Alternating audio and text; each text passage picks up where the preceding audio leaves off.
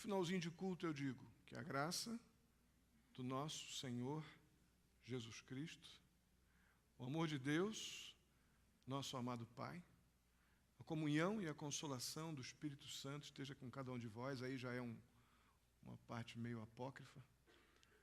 Estejam sobre cada um de vós, queridos irmãos, e hoje até a vinda do nosso Senhor Jesus Cristo. Amém.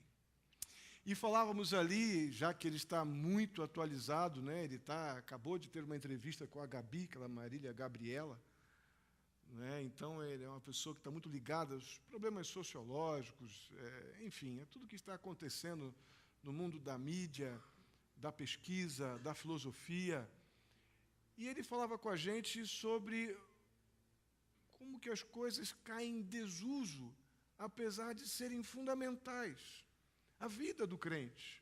Eu conversava com o irmão aqui há alguns dias atrás, que o nosso problema não está nas grandes coisas ou de termos grandes descobertas novas e fazermos grandes mudanças. Não.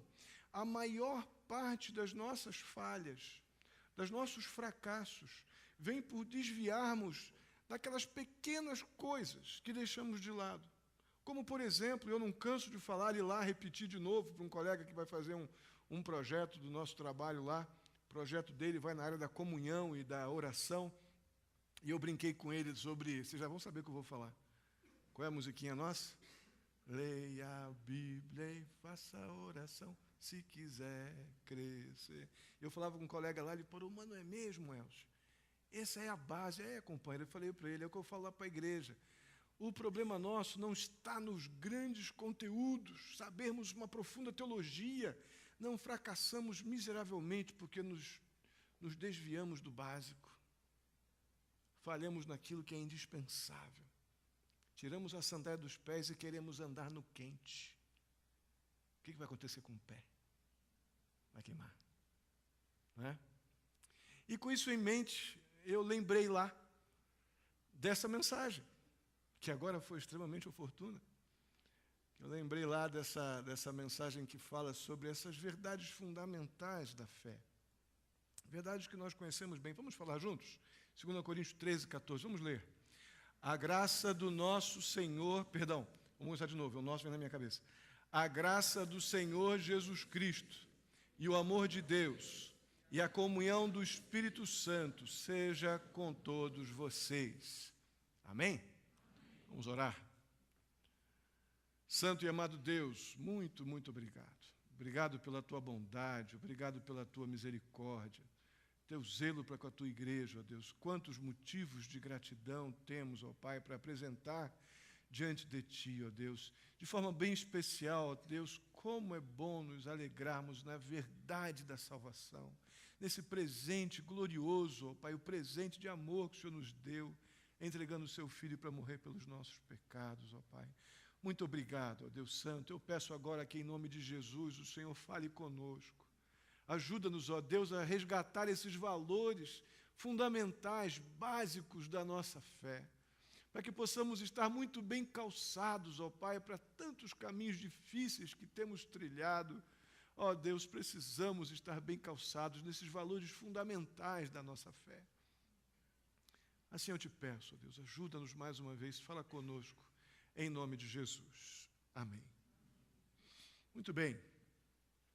As cartas do apóstolo Paulo geralmente encerram com orações, bênçãos. E algumas finalizam de uma forma bem simples, bem objetiva, como a de Colossenses. Colossenses, Paulo acaba a sua carta de forma bem prática. A graça seja convosco. Tá bom.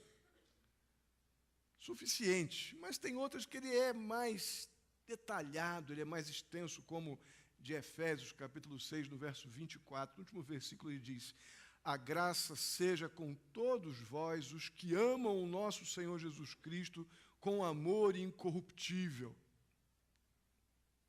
Aqui, em particular, em 2 Coríntios, no capítulo 13, verso 14, nós temos uma oração, tipo um pedido, uma súplica, que nós, na teologia, acabamos trabalhando com a ideia do credo dos apóstolos, a bênção que os apóstolos desejam para si e para aqueles que eles estão ministrando.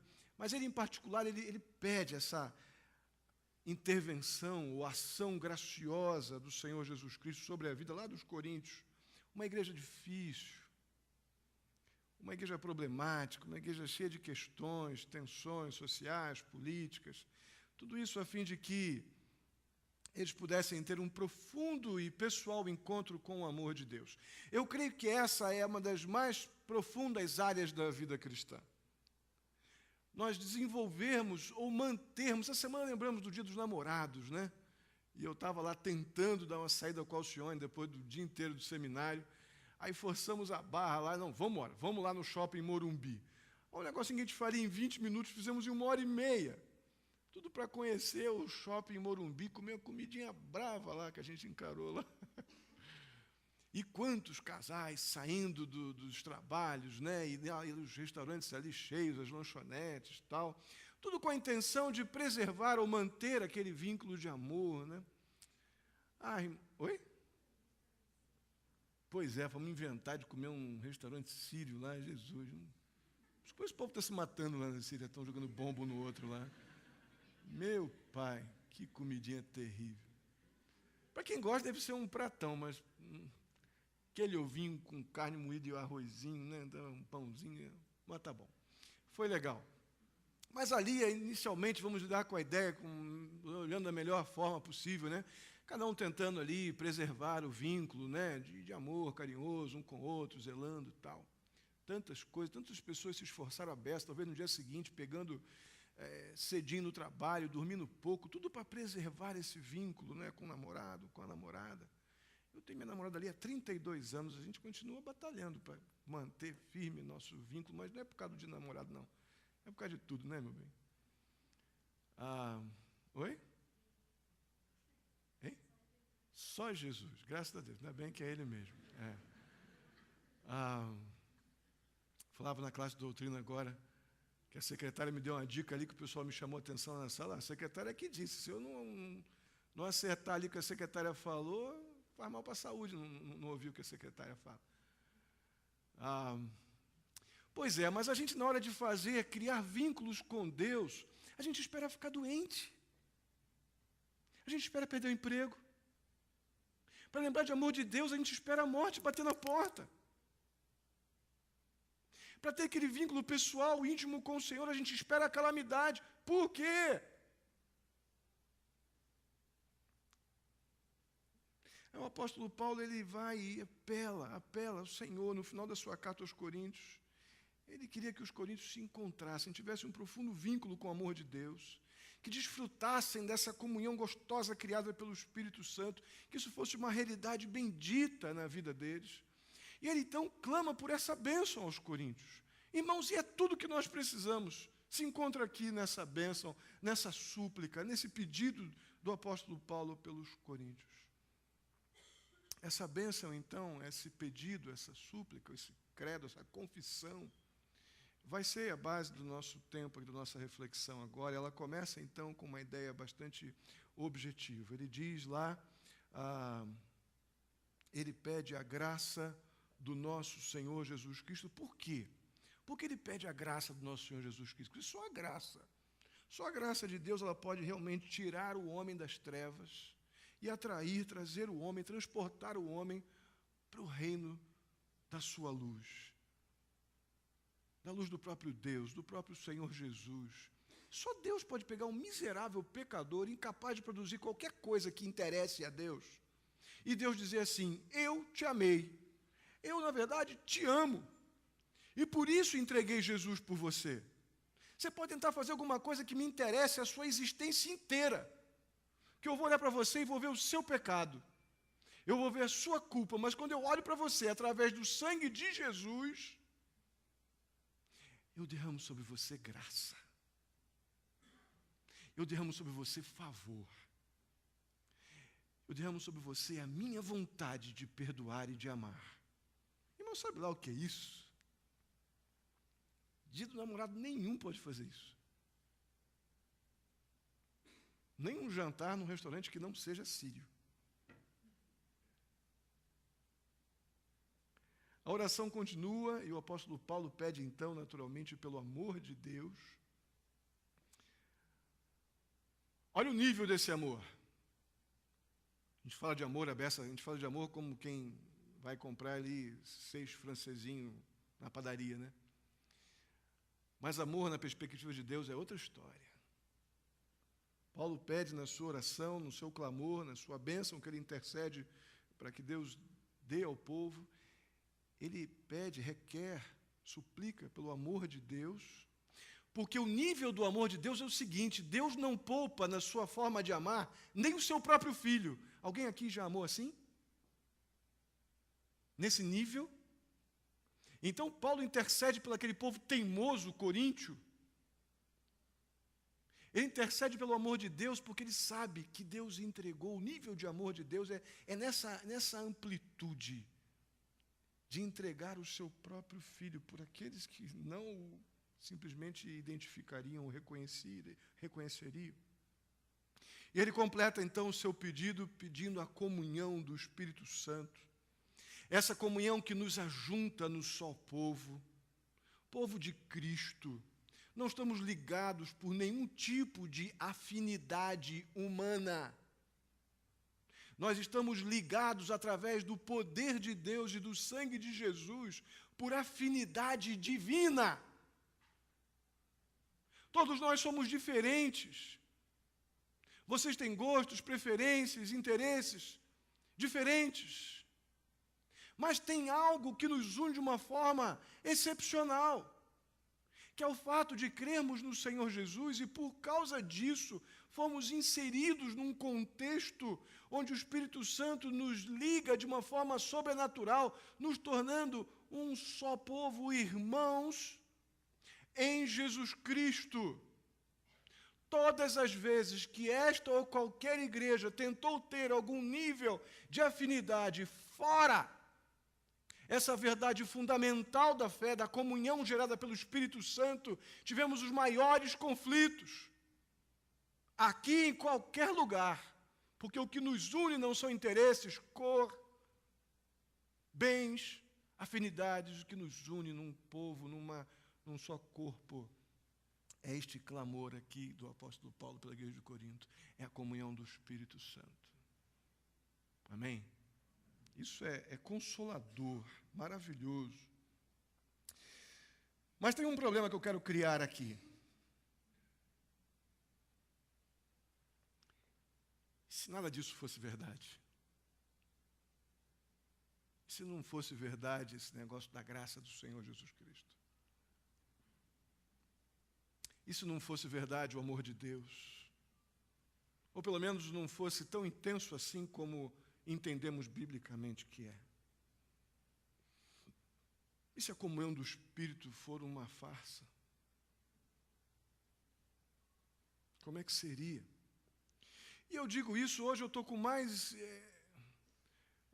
meus argumentos estão mais reforçados para criar esse problema, porque lá no seminário esses dias o professor fez esse comentário de vários colegas, nós somos 23 colegas lá, pastores de diversas denominações, e foi comum a discussão, ou a questão, foi comum à maioria. Essas convicções espirituais estão sendo abandonadas pelo populismo das igrejas, pelas mensagens de efeito, pelas mensagens de mídia, pelas mensagens que agradam.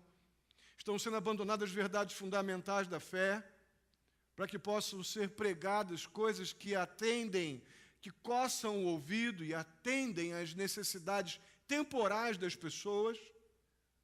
E isso realmente enche igreja, isso gera recursos, muitos recursos financeiros, porque as pessoas estão atrás do que cura sua febre, não o que remove o tumor, mas estão buscando o que tira o mal-estar.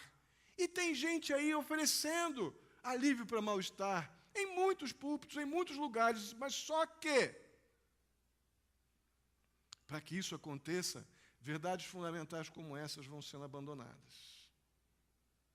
Mas eu quero que vocês pensem comigo, e se essas coisas não fossem verdade? E se isso tudo fosse um tremendo de um engano? Uma tremenda, escandalosa e horrorosa falsidade? Um engodo de púlpito? O que seria de nós, irmãos, se não fosse verdade a graça do nosso Senhor Jesus Cristo? O que você acha? Se não fosse verdade a graça do nosso Senhor Jesus Cristo? Só um pequeno exemplo. Esse negócio de salvação seria uma grande enganação, porque não haveria salvação se não houvesse a graça do nosso Senhor Jesus Cristo. Continuaríamos na nossa natural rota de encontro com o inferno. Porque o homem sem Deus, ele está com todas as suas boas intenções ou más intenções, ele está naturalmente, num processo natural pós-queda, lá em Adão e Eva, o homem vai no seu processo natural de vida, indo com os seus próprios pés, a passos largos, para o inferno. Deus, pela sua graça, interrompeu esse processo entregando Jesus em amor pelo nosso pecado. Então, no primeiro problemão, se eu não tenho mais que pregar a graça do nosso Senhor Jesus Cristo, porque isso não enche igreja,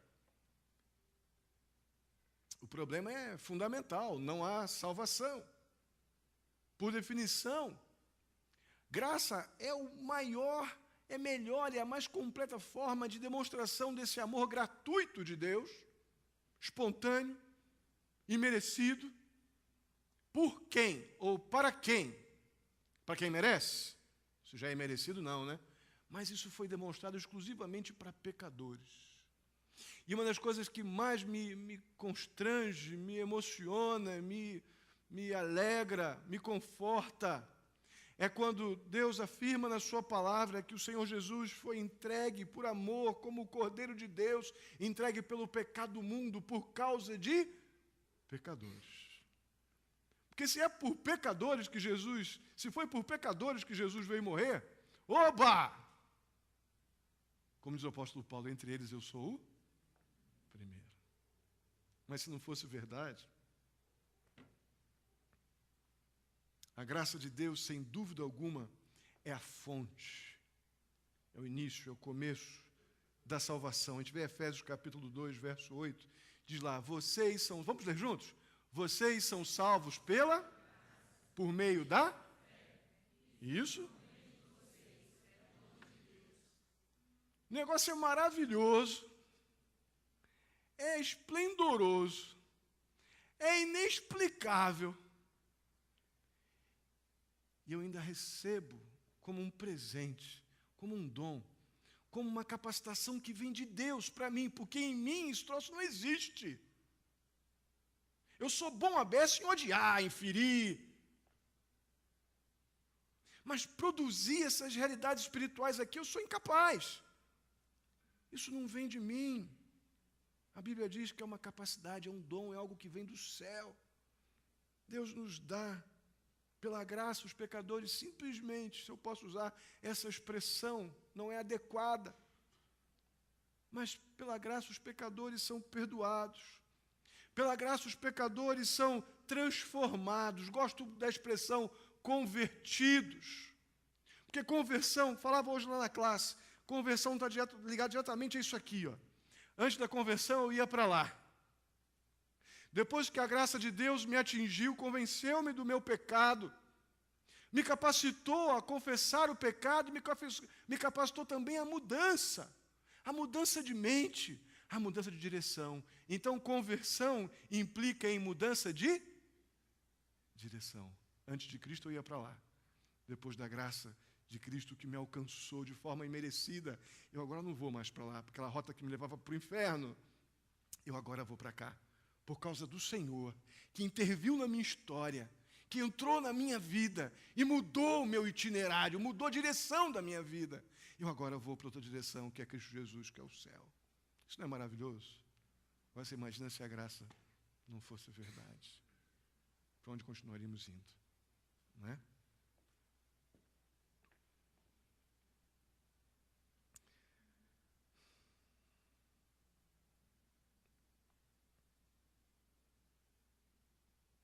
Então, no que se refere à graça salvadora de Deus em Cristo Jesus, a salvação, ou esse verbo salvar, está diretamente ligado a três sentidos muito especiais. Salvar implica em libertar da escravidão do pecado. Salvar implica em curar a chaga que o pecado traz em nossa alma, causa em nossa alma, em nossa vontade, em nosso ânimo, e nos resgatar das trevas e nos trazer para a luz. Tudo isso está incluso nesse verbo salvar, esse efeito da graça na vida do homem. Só que se não fosse verdade, ou se não houvesse a graça divina, nada disso existiria, nada disso aconteceria. Essa graça, então, nos colocou no meio de um povo especial, porque antes eu estava, de ser alcançado pela graça, eu fazia parte de um povo dentro da realidade de mundo. O mundo que a Bíblia diz que o príncipe dele é Satanás. Antes da graça de Deus me atingir, eu estava envolvido num contexto de mundo que a Bíblia diz que está morto no diabo, jaz no maligno. Aí a graça veio e me resgata, me remove, me retira e me coloca num contexto de um povo especial, numa família separada por Deus, para Ele mesmo, escolhida, exclusiva.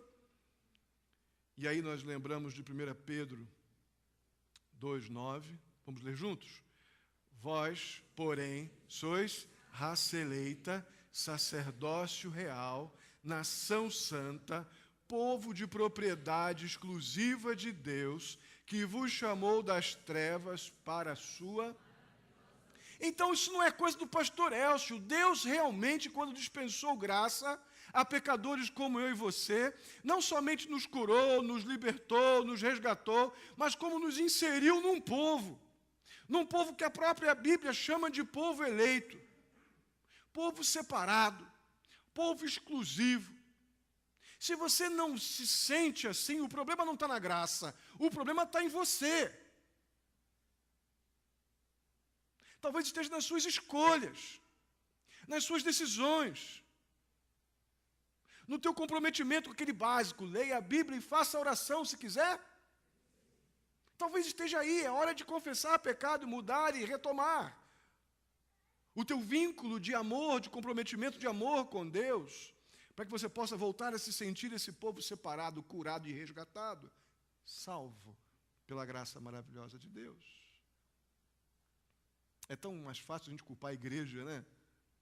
Culpar a pessoa que não falou com a gente na porta naquele dia. É tão mais conveniente para a gente transferir a responsabilidade para as circunstâncias, mas se olhamos para nós com honestidade espiritual, você vai perceber que talvez seja necessário você voltar a se converter em alguma área, confessando o pecado e mudando de mente e direção, para que possa sentir parte desse povo transformado, curado, resgatado, lavado, salvo.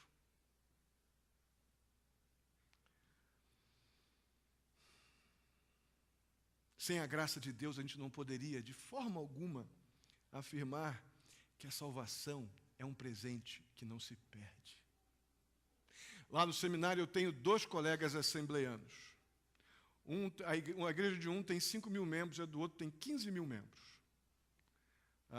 Uma dessas igrejas, lá no estado do Rio de Janeiro, ele tem 75 congregações e 15.000 membros arrolados na membresia de sua igreja. Uau, né? Gigante, né? Negócio impressionante. Assembleia de Deus é assim, a filosofia da Assembleia de Deus é assim. Vocês vêm aqui várias Assembleias de Deus aqui da cidade, tem lá. Assembleia de Deus de Madureira. Já viram? Madureira é o bairro lá perto de casa. Que eu vi aquela igreja lá, muitos anos atrás, já existia, quando eu era garoto, passando de um lado e para o outro ali. Namorava o senhor, eu passava na porta da Assembleia de Deus de Madureira toda vez que voltava da casa dela e ficava invocado com aqueles crentes que enchiam lá o trânsito, não conseguia chegar em casa rápido, ficava cheio de carro, não conseguia chegar em casa a tempo, porque eu tinha que ir para o quartel no dia seguinte. Aqueles crentes tudo parando no carro lá, atrapalhando o trânsito. A coisa é tão séria que, queridos irmãos, eu amo esses irmãos, tenho vínculos queridos com eles, mas há um grupo evangélico, entre eles esses irmãos, que pregam a ideia da perda da salvação. Queridos, que tanta gente achando que perde a salvação. A graça é algo tão especial, eu poderia fazer uma outra mensagem falando sobre a segurança da salvação aqui, não é o caso. Mas a graça é um presente tão maravilhoso que não seria tão maravilhoso assim se eu a perdesse, ou se eu o perdesse. Deus decidiu dar salvação pela sua graça a pecadores. Ele não foi enganado. O cara era tão bacana, ele era tão legal, tão gente boa ali, ó. A Bela era tão gente boa, dei a salvação para ela agora, ó. Tá vendo? Vou tirar. Não, Deus não nos deu a salvação por nossa causa. Deus deu a salvação para nós por causa dele mesmo. Ele nos reconciliou com ele através de Jesus Cristo. Então o presente que Deus dá, está dado. Não se perde. A graça nos dá esse vínculo gostoso da comunhão intensa, constante e perene com o Senhor. Se não fosse a graça de Cristo Jesus, não haveria a outra doutrina que eu considero maravilhosa. Vamos ver na classe de doutrina semana que vem, que é a doutrina da justificação. Aonde, irmão? Tenta entender a doutrina da justificação. Não dá, é algo que eu tenho que compreender pela fé. Deus, como supremo juiz, olha do céu e diz assim: você está justificada. Mas eu sou pecador ainda. Ou talvez o promotor público de um grande tribunal diga assim: não, mas ela continua pecando. Aí Deus, você acha que eu não vi? Só que quando eu olho para ela, eu vejo ela completa, totalmente revestida pelo sangue do meu filho. E o meu sangue do meu filho purifica ela de todo pecado. Então ela está justificada pela minha graça, que enviou Jesus para morrer na cruz pelo pecado dela, meu, seu. Se não fosse a graça, a gente ia viver carregando o peso da culpa. Pequei, agora tenho que me esconder de novo. Não, o pecado nos leva a quebrantamento, a confessar pecado, encarar o problema com olhos da fé, procurar os meios de corrigir, procurar ajuda, levantar e, em nome de Jesus, andar na direção do Senhor, vencendo aquele pecado. Isso é santificação, que é a outra parte da graça. A graça nos faz andar constantemente na direção da cruz, ainda que por algum momento tropecemos. Irmãos, é maravilhosa a graça. Agora pensa aí, se a gente parar de pregar sobre a graça nessa perspectiva, acabou, né? Eu quero ler com vocês João capítulo 10, versos 27 e 29. Se a graça não fosse verdade, esse versículo aqui seria tremendo de um delírio. Pode abrir sua Bíblia, mas eu vou colocar no slide também. João capítulo 10, versos 27 e 29. Se a graça não for uma verdade gloriosa da parte de Deus, seria um delírio esse versículo que vamos ler aqui agora. Se tiver na sua Bíblia, você pode ler, se não sua versão for diferente, pode ler com a gente aqui no slide. Diz assim, vamos ler juntos. As minhas ovelhas ouvem a minha voz. Eu as conheço e elas me seguem. Eu lhes dou a vida eterna e elas jamais perecerão. Ninguém as poderá arrancar da minha mão.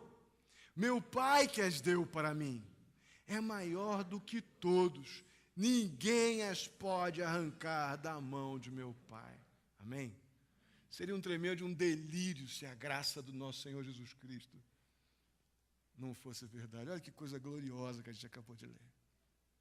Mas a coisa ainda esquenta um pouco mais. E se o amor de Deus não for verdade? Isso é delicado. Porque se o amor de Deus não for verdade, não tem consolo para a dor. Não sei vocês, mas eu volto e meio estou sentindo dor à beça. Não aquelas que talvez que o dente possa causar, ou que uma pedrinha de rim possa causar. O pedrinho ou pedronas, cadê a irmã ali? Tadinha, está lutando para caramba. Tem outras dores bravas que a gente passa na vida, dores violentas. Não faria o menor sentido para nós se o amor de Deus não fosse verdade. Não faria o menor sentido o encorajamento que o Senhor Jesus nos dá lá nas bem-aventuranças, quando diz: bem-aventurados os que choram, porque serão o quê? Há algum sentido no amor de Deus para o Senhor Jesus falar um negócio dele? Se não fosse verdade o amor de Deus, para que isso? A Bíblia tem muito a falar sobre sofrimento. A gente tem muito tempo para gastar nessa direção, porque a Bíblia trata com carinho dessa questão, porque sofrimento é um negócio ruim. Dói. Sofrimento é uma emoção que não tem preferências. Ela pega o rico, ela pega o pobre, ela pega o crente, ela pega o descrente. Ela pega o saudável, ela pega o doente. Ela não tem preferências. Ela bate na porta de todo mundo. Mas esse desfrutar desse privilégio do amor consolador de Deus é um privilégio dos salvos, irmãos, dos alcançados pela graça. Se lidar com deslealdade, lidar com infidelidade, lidar com perda de bens, de pessoas queridas, é duro, é bastante duro. Mas o crente, o salvo pelo Senhor Jesus, quando eu digo salvo, estou querendo dizer o quê, irmãos? Aquele que foi curado na sua alma, do dano que o pecado causou. Aquele que foi resgatado das trevas para a luz. Daquele que foi liberto da escravidão, do medo e do pecado. Esse, sem dúvida alguma, pode desfrutar, sim, desse amor consolador. É para esses que nós encontramos o que Jesus lá diz em Mateus capítulo 11, no verso 28. Vinde a mim, todos vós que estáis cansados e sobrecarregados, e eu vos... É para esses. É para os curados, para os libertados, para os resgatados. Isso não é um salvo-conduto para a dor. Ser salvo por Jesus não é ganhar uma roupa que impede os problemas de baterem à sua porta, não é um direito de não sofrer. Salvação não é algum tipo de vulnerabilidade que tira de mim a possibilidade de não ir bem, de jeito nenhum. Mas salvação é um presente de Deus que nos coloca dentre aqueles que o Senhor diz, como o texto nos diz, se você está cansado, está sobrecarregado, vem para mim, vem para mim. Sabe o que eu faço? Eu alivio você. Eu pego a tua dor e ponho no meu colo. Eu talvez não tire totalmente a dor, mas eu vou te dar uma capacidade extraordinária de saber lidar com a dor e ainda honrar o meu nome. Eu vou te ensinar a sofrer do meu jeito. Como Ele pode simplesmente tirar o que Ele quiser, na hora que Ele quiser.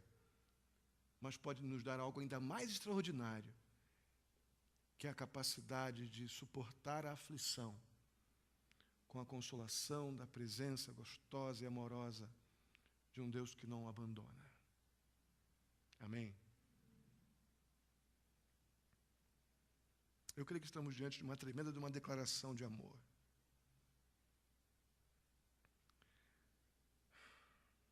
Jesus, ele ensina que nesse mundo nós teremos aflições, texto que a gente conhece bem, volte-me, eu estou relembrando.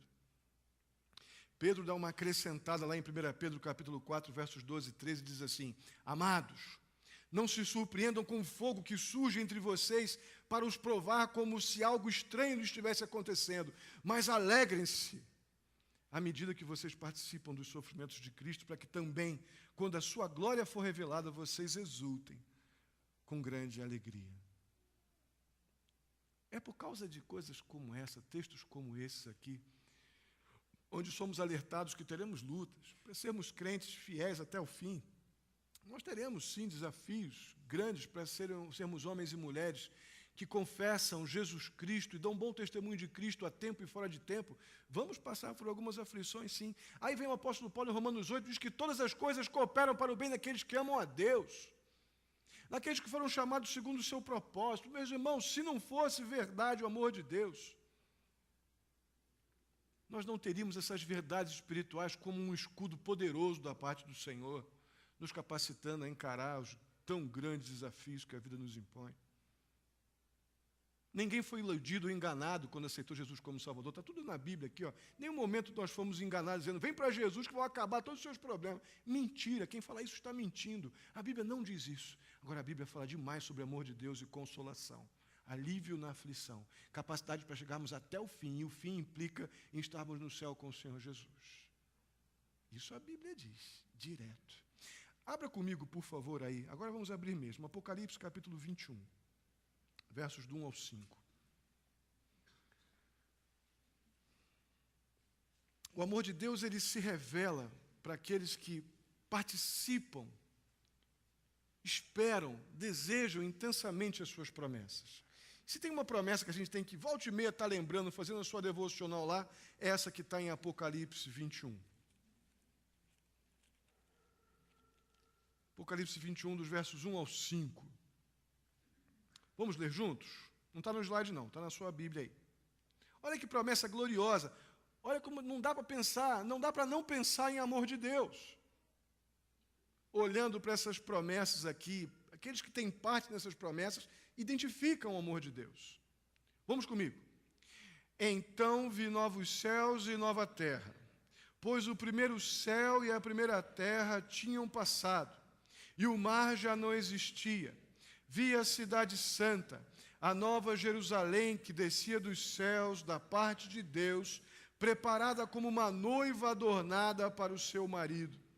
Ouvi uma voz que vinha do trono e dizia: agora o tabernáculo de Deus está com os homens com os quais ele viverá. Eles serão o seu povo. O próprio Deus estará com eles e será o seu Deus. Ele enxugará dos seus olhos toda lágrima. Não haverá mais morte, nem tristeza, nem choro, nem dor, pois a antiga ordem já passou. Aquele que estava sentado no trono disse: estou fazendo novas todas as coisas. E acrescentou: escreva isto, pois estas palavras são verdadeiras e dignas de confiança. Dá para dizer que não existe amor de Deus? Aquele que desfruta do amor de Deus, sem dúvida, se apega e tem consolo na vida diante dessa promessa. Sabe por quê? Porque tem algumas coisas que a gente vai passar na vida que talvez só termine quando estivermos no céu com Jesus. Tem algumas dores que a gente vai ter que encarar, que Deus vai nos dar consolo e alívio nesta vida, mas elas só vão acabar quando estivermos com Ele para sempre no céu. Você só vai ter um vínculo profundo com essa verdade se você tiver uma intimidade muito grande com o Senhor através desse amor que Ele dispensou a nós. É aí que está o consolo. Consolo de crer nas promessas de um Deus que ama, um Deus que não falha, de um Deus implacavelmente justo, fiel e amoroso, que cumprirá cada uma das suas promessas. Finalmente, e se não fosse verdade a comunhão do Espírito Santo? Como é que seria? Não teria como ter unidade de propósitos. Eu acho que esse é um dos grandes desafios da igreja, inclusive é um dos pontos do meu trabalho, de final de curso lá do seminário. Um dos maiores desafios da igreja é a unidade de propósitos. Vocês já perceberam que, vocês sabem, mas os momentos mais difíceis de ajuntar os crentes é reunião de oração e trabalho evangelístico. Você chama para churrasco, vai um monte. Chama para piquenique da EBD, vai um monte. Chama para o bazar, até que vem um bom grupo. Chama para coisas que descontraem, que criam algum ambiente social confortável.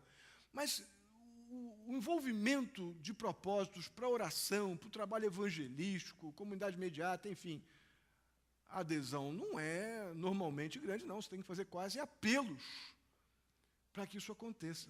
É um desafio, nosso pecado, nossa negligência, nossa necessidade de superestimar a necessidade, repito, redundância aqui, de conforto, ou superestimar o meu cansaço e subestimar o meu comprometimento que deveria ter com o Senhor e as coisas do Senhor. Não estou falando de fé, não estou falando de você crer ou não em Jesus, eu estou falando de negligência, de comodismo, de conformismo. É uma luta minha, é uma luta sua. Uns conseguem vencer com mais facilidades, outros com menos. Mas é a luta de pecado contra o pecado. Mas não há dúvida que a comunhão do Espírito Santo é a única coisa capaz de nos manter ligados em propósitos que nos aproximam de Cristo, do propósito da igreja. Senão vamos ser crentes que vivem de conferências, vamos ser crentes que vivem de almoços, vamos ser crentes que vivem de jantares. Na hora do Senhor Jesus voltar, isso pode trazer algum problema.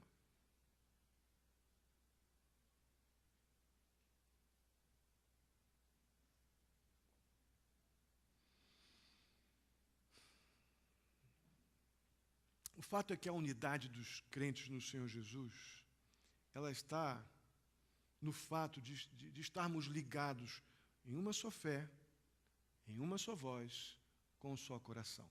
Repito, que já disse ainda há pouco, não tem nada a ver com preferências de cor, de carro, de namorada, de namorado, nada a ver com isso. Estamos falando de valores ou verdades eternas. Uma só fé, só a fé no Senhor Jesus Cristo, nosso Salvador. Numa só voz, é a voz que clama, é a da palavra do Senhor, não há outra. Qualquer tipo de voz diferente, que se levante diferentemente da palavra de Deus, é a voz de falsos profetas, é a voz minha e tua, que sem Jesus, sem a palavra de Deus, não vale nada. E num só coração, movidos por esse gostoso e convincente e completo amor de Deus que nos liga a Ele e entre nós. Romanos capítulo 15, verso 6 diz assim: o Deus que concede perseverança e ânimo, dê-lhes um espírito de unidade, segundo Cristo Jesus, para que com um só coração e uma só voz, vocês glorifiquem ao Deus e Pai de nosso Senhor Jesus Cristo. Então isso aqui não é a história do pastor Elcio, essa história de uma só fé, uma só voz e um só coração, é um propósito de Deus para mim e para você como igreja. O Espírito de Deus, ele tem o propósito dele em nossas vidas, nos unindo num só povo. Ele tem um dos papéis dele nesse projeto da comunhão, é nos ligar desta forma, que Deus nos conceda perseverança e ânimo, unidos pelo Espírito, em Jesus Cristo, para quê? Para que com um só coração, uma só voz, nós glorifiquemos a Deus, o Pai, o nosso Senhor Jesus Cristo. Então, qualquer uso do Espírito Santo para qualquer outra coisa no que diz respeito à comunhão está sendo usado errado. Consequentemente, fora de contexto, sem propósito, o Senhor não está nisso. A comunhão gerada por Deus através do Espírito Santo é muito mais do que afinidades, conveniências, gostos, coisinhas do tipo. A comunhão do Espírito não é um acordo entre amigos. A união do Espírito é esse compartilhar dessa nova vida em Jesus Cristo. A comunhão do Espírito é a comunhão, é compartilharmos a alegria da salvação. A comunhão do Espírito, sem dúvida alguma, é esse viver em Cristo e por Cristo e para Cristo. É compartilharmos das alegrias da vida eterna. Irmãos, é totalmente possível nós termos a completa comunhão com o Espírito jogando bola. É totalmente possível termos completa comunhão do Espírito no piquenique da IBD. Totalmente possível. A questão é eu entender aquele princípio de Colossenses 3:23. Tudo que eu fizer, faça para Deus e não para homens. É do Senhor que virá a recompensa. Mas se eu perco essa perspectiva, eu acho mesmo que comunhão é todo mundo pensar como eu penso. Isso não é comunhão, isso é um comunismo fracassado. Isso é um socialismo ridículo. A comunhão do Espírito é andarmos num só coração, numa só voz, num só Espírito.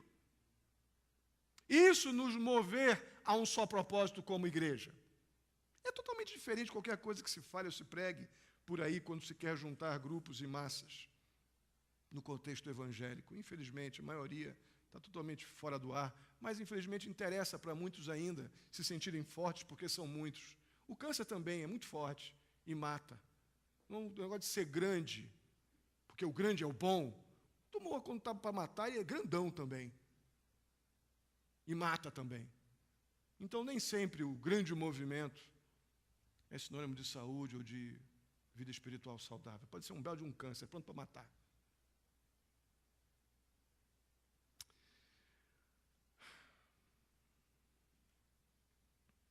Sem o Espírito de Deus, a igreja não é mais do que uma associação de amigos idealistas ou inimigos camuflados. Dependemos, precisamos da comunhão do Espírito de Deus com esses valores que foram apresentados. Interessante que o Novo Testamento, ele de forma alguma encoraja uma vida cristã independente, uma vida cristã individualista, mas sempre o Novo Testamento, ele nos promove, nos empurra uma comunhão uns com os outros, gerada por esse Espírito de Deus que está totalmente abraçado às realidades do amor de Deus, que está totalmente ligado à graça salvadora de Deus. Isso é coisa de crente.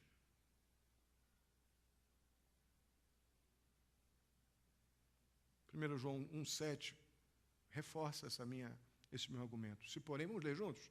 Se porém andarmos na luz, como Ele está na luz, temos comunhão uns com os outros, e o sangue de Jesus, seu Filho, nos purifica de todo pecado.